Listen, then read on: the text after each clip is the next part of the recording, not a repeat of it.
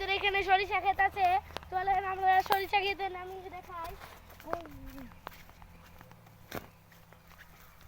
এই যে গাইস দেখেন এখানে মধু হয়েছে, এর জন্য বল্লারে এসে বন বন করছে।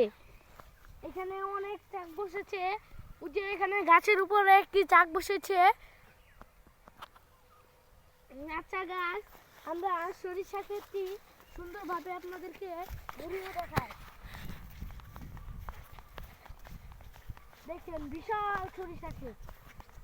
এই ক্ষেতে ওইখানে একটা ক্ষেত আছে, ওই ক্ষেতে সরিষা ধরে গেছে। আসেন আপনারা আমার সাথে।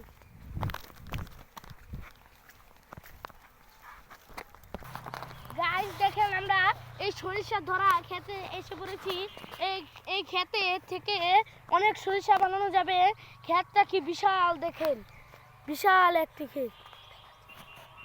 আপনাদেরকে সরিষাগুলো দেখাচ্ছি, এগুলো এখনো বড় হয় নাই।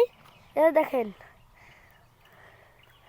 এই যে ভিতর বিচিগুলো থেকে সরিষা তেল হয়, যেগুলো থেকে সরিষা তেল হয়। গাইস সবই তো দেখালাম, আমাদের বাসাটা তো দেখালাম না, তাই অন্য আরেকটি ভিডিওতে আমাদের বাসাটা দেখাবো না।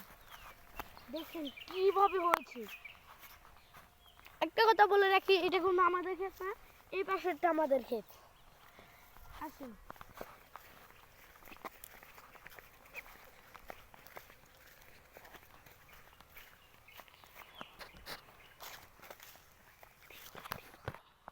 হ্যালো গাইস, এখানে সরিষা ক্ষেত আছে, তাহলে মৌমাছি আছে, মৌমাছির বাসাও আছে।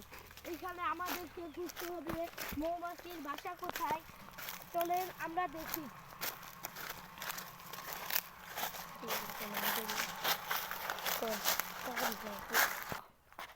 হ্যালো গাইস, আমরা কিন্তু এখানে বল্লার চাকরি পেয়ে গেছি।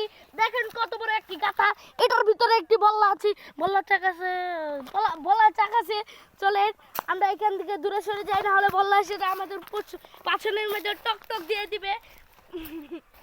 চলেন।